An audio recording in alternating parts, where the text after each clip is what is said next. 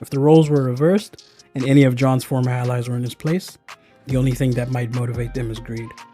John is targeted because he's trying to become a better man, while his brothers are content with being outlaws until the end.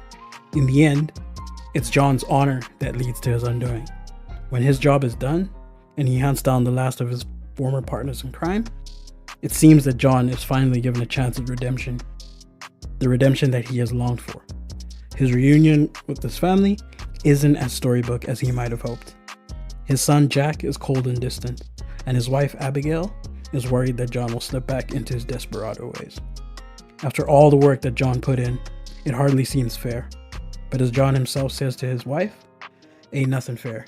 You know that. The real masterstroke for me in the game is that it lets us live the life without worrying about, a person that drives the plot forward. Our character needs to regain that person. And in this case, it's Abigail and Jack, his son. So again, it justifies everything we do in Pursuit.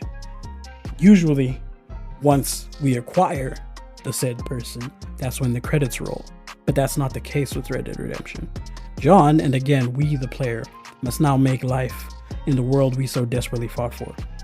Instead of firing a Gatling gun to take out a gang stronghold or lending a helping hand to a fledgling rebellion, John is striving to be the man he said he wanted to be. He's teaching his son to hunt, herding cattle, and making deliveries. In terms of gameplay, it's boring. But in service of the narrative, it's exquisitely done. John isn't lauded for his efforts to change, instead he is somewhat belittled by those he fought for, so hard to reunite with. But he is not doing these things